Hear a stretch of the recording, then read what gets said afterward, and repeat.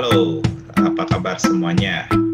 Ya, jika pada video sebelumnya kita sudah membahas mengenai perkembangan singkat dari sel T, nah pada pertemuan ini kita akan membahas tahapan perkembangan dari sel T.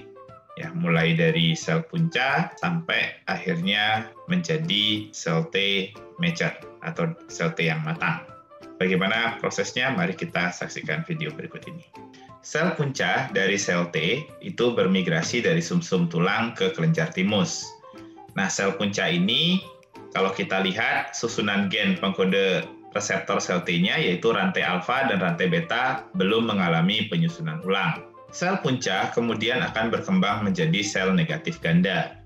Nah, pada fase sel negatif ganda ini akan terjadi proses penyusunan ulang gen-gen yang mengkode reseptor sel T, dimulai dengan penyusunan ulang pada rantai beta, yaitu penyusunan antara rantai D dengan J, kemudian dilanjutkan dengan penggabungan DJ dengan segmen V pada rantai beta, kemudian disusul dengan penyusunan ulang rantai V dan J atau segmen V dan J pada rantai alfa. Ketika penyusunan ulang reseptor ini selesai, maka akan dihasilkan sel T positif ganda. Sel T positif ganda ini kita bisa lihat dia memiliki dua tipe CD di permukaannya, yaitu CD4 dan CD8.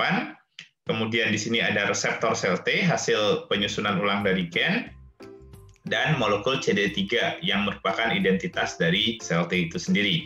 Sel T double positif kemudian akan berkembang menjadi sel T single positif atau positif tunggal.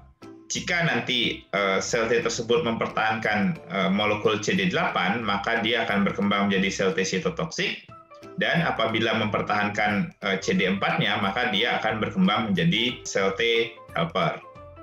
Sel T yang telah berhasil membentuk reseptor akan mengalami dua proses seleksi.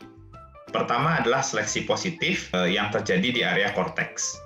Di sini sel T itu akan berikatan dengan MHC yang diekspresikan oleh sel epitel korteks.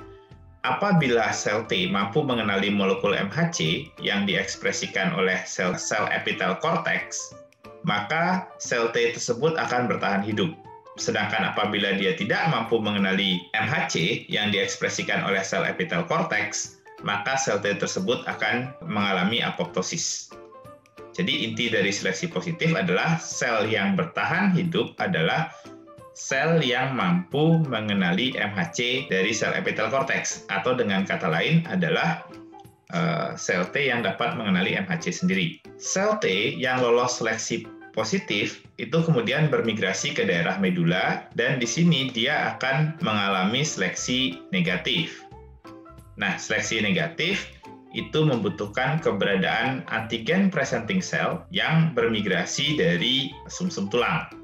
Di sini, sel T yang terikat kuat dengan kompleks MHC antigen akan mengalami apoptosis atau kematian, sedangkan sel T yang tidak berikatan secara kuat atau terikat lemah dengan kompleks MHC antigen itulah yang akan bertahan hidup dan kemudian bermigrasi ke nodus limfa di seluruh tubuh. Jadi, sel T yang lolos seleksi positif dan seleksi negatif di kelenjar timus adalah pertama, memiliki kemampuan untuk mengenali MHC kita sendiri, dan yang kedua adalah terikat lemah dengan kompleks MHC dan antigen sendiri.